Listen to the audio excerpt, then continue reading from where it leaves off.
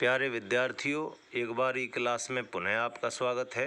BA द्वितीय वर्ष की रीतिकालीन काव्य फर्स्ट पेपर बिहारी सतसई से कुछ दोहे हम लगातार वीडियो में पढ़ते आ रहे हैं।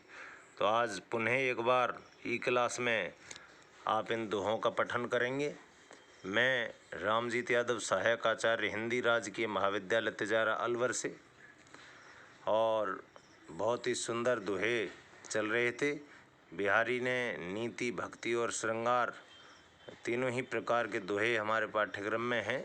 तो हम स्क्रीन पर अब देख सकते हैं कि ये तीन दोहे हम आज पढ़ेंगे, जिनमें से पहला जो दोहा है ये श्रृंगार परक है। दूसरा दोहा भी एक उपमा का प्रसिद्ध श्रृंगारिक दोहा है। तीसरा दोहा भक्ति का है। तो पहला देखते हैं। मंगल बिंद सुरंग मुख सस केसर आड गुरु, एक नारी लही संग रस में किए लोचन जगत। यहाँ एक मैं कहूँगा रूपक, और रूपक भी सांग रूपक के माध्यम से कवि बताना चाहता है कि देखिए, मंगल बिंद सुरंग, एक नायक अपनी नायिका की सखी से कहता है कि मंगल बिंद सुरंग, मंगल जैसे सुरंग का अर्थ है लाल रंग के बिंदु माने बिंदी लगा रखी है जिसने चेहरे पर, और मुख सस केसर आड गुरु, मुख रूपी चंद्रमा और केसर का आड़ तिलक रूपी गुरु बृहस्पति ग्रह है। तीन ग्रह की बात है, चंद्रमा, बृहस्पति और मंगल। मंगल का रंग लाल होता है।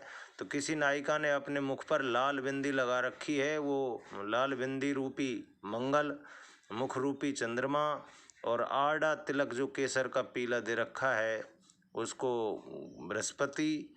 ये एक नारी लहसंग, एक नारी ने इन तीनों को अपने मुख पर धारण किया हुआ है।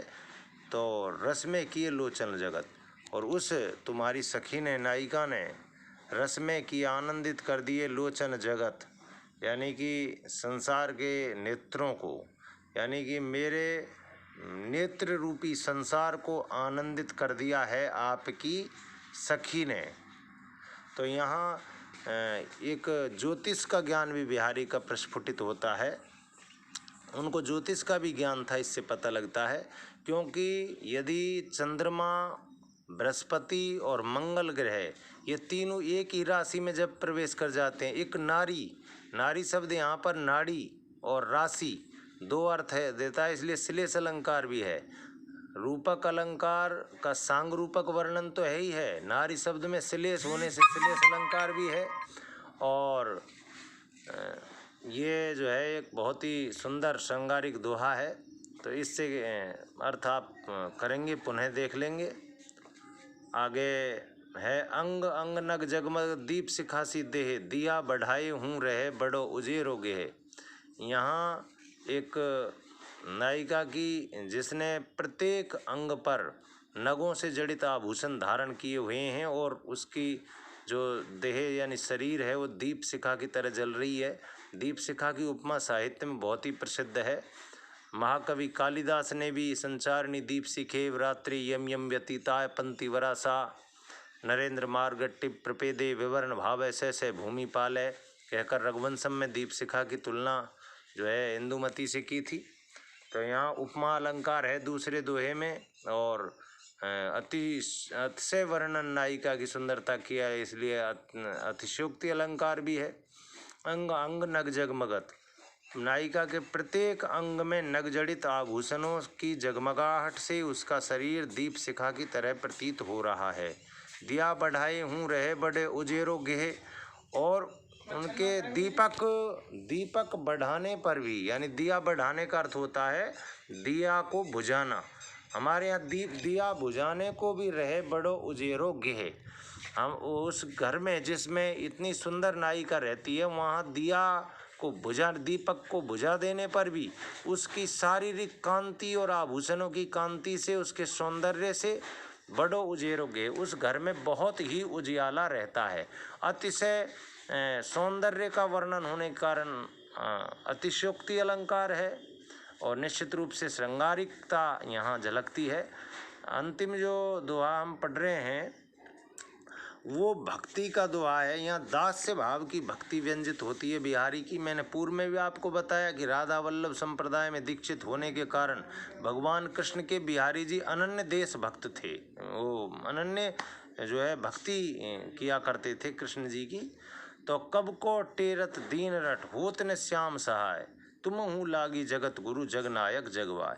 जिस तरह कोई मुँह लगा सेवक अपने स्वामी को कई बार वक्रोक्ति में व्यंगोक्ति में फटकार लगाता है या डांटता है या उपालंब देता है, उस तरह के कई उपालंब बिहारी सतसई में बिहारी के द्वारा श्री कृष्ण को दिए गए हैं। कब को टेरत दीन रट होत न श्याम सहाय, हे श्याम हे कन्हैया, मैं आपको कितने दिनों से टेरता हूँ, कितने दिनों से आपकी रट लगा रहा हूँ, नाम का स्मरण कर रहा हूँ, लेकिन आपने आज तक मेरी कोई सहायता नहीं की है। तुमऊ लागी जगत गुरु जगनायक जगवाय। हे जगत गुरु, हे जगत के स्वामी जगत गुरु कृष्ण, हे जगत गुरु मेरे जो है इष्ट कृष्ण, तुमको भी ऐसा लगता है जगनायक माने जग के नायक, हे जग के संचालक, हे जगत के गुरु श्री कृष्ण, तुमको भी जगबाय का मतलब जगत की हवा लग गई है। सांसारिक हवा, सांसारिक वातावरण, सांसारिक जो है क्रियाएं तुम पर भी हावी हो गई हैं। तो यहाँ पर कवि ये कहना चाहता है, एक मुहावरा है जगत की हवा लगना, यानी कि सांसारिकता की हवा लगना। सांसारिक जो प्रभाव है वो आप पर भी पड़ गया है, अब तक नहीं पड़ा था, अब सांसारिक प्रभाव आप पर पड़ गया है। ये बड़ी विचित्र बात जो है कवि कहते हैं। और तीनों ही दोहे आपने देखे, तीनों में जो है एक अलग प्रकार का आनंद की अनुभूति आपने निश्चित रूप से की होगी।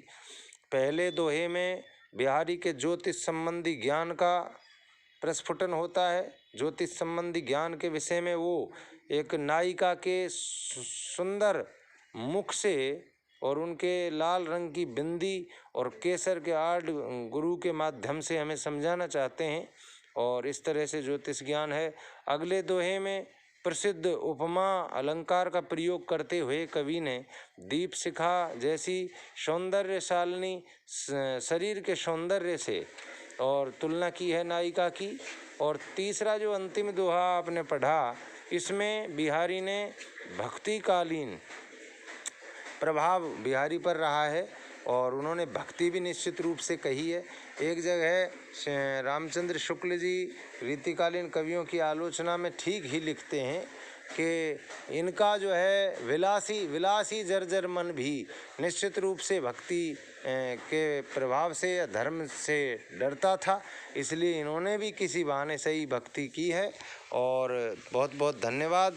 अब अगले वीडियो में पुनः आपसे भेंट होगी, तब तक के लिए नमस्ते।